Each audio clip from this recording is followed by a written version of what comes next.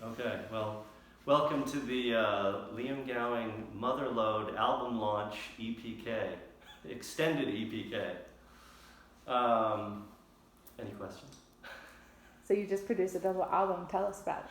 Yes. Okay, so this is a double album, 2 sets of music. The title is Mother Load, for reasons that will become obvious. The first half is Alpha and the second half is Omega. And the story behind Alpha goes back like a quarter of a century. This is what is so insane about this whole thing.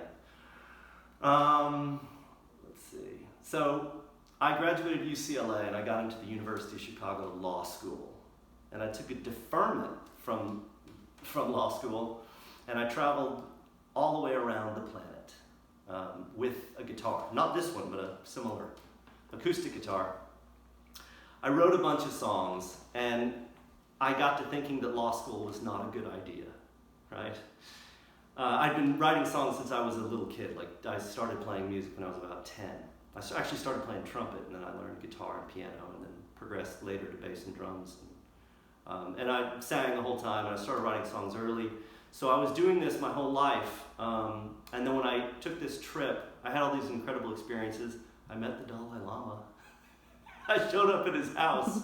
I'll talk about that in Dharamsala Blues. South Mount Everest, just had all these amazing experiences, and I was full of all these tales to tell. And I was writing songs overseas. And then when I got back, I decided to blow off law school. And my mother was not happy with that. And she was my earliest influence. She was an opera singer, terrific musician. She played piano really well. Also played upright bass and guitar. And she wanted me to be a lawyer. She was like, I'd never followed the rules with music. I'd never learned to read music. I'd always pick things up by ear. I took guitar lessons from a guy named Peter Pitch who fired me because I wouldn't learn to play from the sheet music. I would always listen to the song and figure it out. But so my mother was upset, and I was like, I was very confident at that time. I said, don't worry, in 6 months I'll have a record deal, right?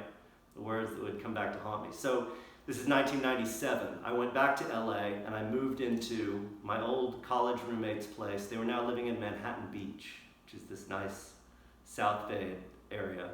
I moved into their cabana in the backyard. I was paying $200 a month, sleeping on a futon that I found on the street, okay? In this room that was like 6 foot by 8 foot. And it was like the most magical, that summer in 97, first part of the summer was just the most magical time. And I bought a Fostex DMT-8, which is like early digital 8-track, multi-track recording thing. And I recorded a demo called The Best Thing That Never Happened to Me. And I seem to recall the weekend I finished it, I spoke to my mother, and I said, hey Mom, the demo's done. And she said, hey Liam, I'm dying. Basically, she didn't say that. She said that she'd been ill, really ill for a couple of weeks. She went to a doctor, and they did an ultrasound, I think, and they found a mass on her pancreas, and they suspected it was pancreatic cancer. And I was like, well, you can live without a pancreas, right? You just become a diabetic. She was like, oh no, Liam, it's the worst cancer you can get. So anyway, I did travel back, and I'll talk about this in the song Home, which is specifically about that trip back, where she'd had either a biopsy or some more invasive procedure to figure out what that mass was. And of course, it was pancreatic cancer, which is a death sentence cancer. Even now, the mortality for that particular kind of cancer is just abysmal. So I had just finished the demo, and I was going back and forth between Los Angeles and Dallas, where I grew up, because my mother had at most 6 months to live. And so I started shopping that demo. For one thing, because I didn't have much money, it came out wrong. The guy who did it, my name was misspelled. It was like Liam Gowing instead of Gowing. My name was misspelled. It was just a terrible time, I was like, oh God. So I'm shopping around this cassette, 25 years ago, chopping around this cassette with my name misspelled, but all these good songs. There were 4 songs. It was like an EP, which are not on Mother Load. I'll get around to releasing them someday. And I actually got interest from that demo, right?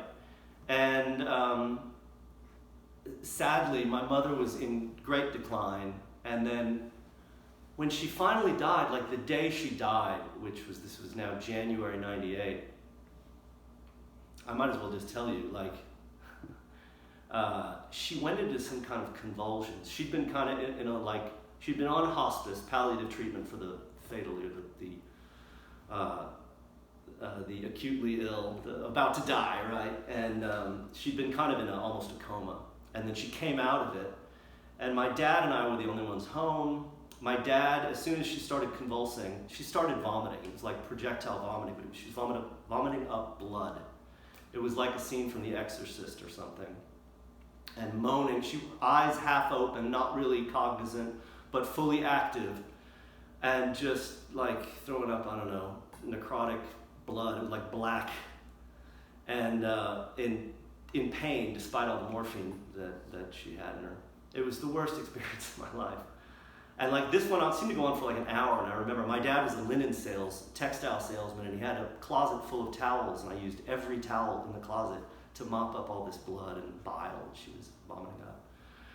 And then my siblings, 3 of the 4 arrived, and there was a nurse there, and by the time they arrived, my mother had no blood pressure.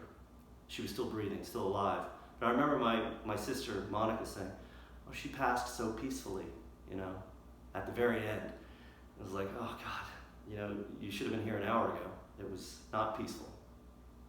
And I was totally dejected when I came back. And I'd been shopping that demo to record labels, to production companies, I don't know, like various people. And suddenly there was interest. There was interest in it from a guy who owned Priority Records. They were a big hip hop label. And he was like, well, you don't rap. We have a subsidiary label, but it's in Spanish. Would you consider doing your songs in Spanish? And he was like the owner of the label, and it was a big deal. Priority Records had a bunch of big hip-hop acts. And there was interest from the production company, Bong Load Records. I remember they called me, the guy, Bradley, called me and he was like, "We love your demo, it's excellent, call us back. You may have heard of us, we discovered Beck." And they also produced Elliott Smith, who was like one of my heroes. I never called them back. And the guy that owned Priority introduced me to someone like William Morris, this agent who was like, "I listened to your demo, they're all hits. Send me every song you've got." And I did an acoustic demo, like recorded all my songs, and I never sent it to him. And then this is later now, but then there was a band called Cars Flowers that was looking for a 5th member. This is the funny story. And a friend of mine, mutual friend of the band's, gave them my demo. And they were like, "Oh, it's great, we want to add this guy." They wanted somebody who could play guitar, keyboards, do harmonies, switch off, like be a Swiss Army knife kind of guy. And they wanted, this mutual friend set up a gig where I would open for them. Anyway, and then that day of the gig, he was like, "You know what, your music's so good, it's better, you should just stick to your own music and not join that band," which of course became Maroon 5. So there were all these things happening, but I was just in such a dark place, I didn't do anything. I didn't follow up on any of those opportunities. I did nothing with that demo beyond open some doors that I didn't walk through. And then a friend of mine who was in a progadelic band, like a very, very experimental band, invited me to join. They didn't want to do any of my songs, my songs were too commercial. So I spent the next couple of years playing with them, and then I started writing about music. I became a music journalist, and I just didn't do anything with all these songs that I'd written. So in 2017, I had a friend who, she declared 2017 to be the year of her death. She was a practicing Buddhist and decided to do everything on her bucket list then and there. And that was kind of one of several seeds that got me thinking, okay, what am I going to do? A friend of mine had been to Beijing. He taught English in Beijing and made enough money to survive and put some savings away, but had lots of free time. And I was like, okay, I had this 5-year plan to move to China. Could have been I thought about going to a few different places, but it ended up Shanghai, where I didn't know anyone. I didn't speak the language. I hadn't done the job before, teaching English. It was brand new. But I would have my summers free. I would have my bills paid, have my summers and my winter breaks free to record music. So I kind of said, okay, 5 years, I'll do all the songs that I was supposed to do in 1998 when my mom died. And because that's not enough, I'm going to do another album of new stuff, right? So I did put out an album in 2013, and it was going to be like a prequel to that and a sequel at the same time. So it was like I had to do all these haunted songs from that era, but I wanted to do some new stuff to kind of take the edge off the like dark, sad songs from that late 90s, early aughts period. So that's how Mother Load came to be. All right.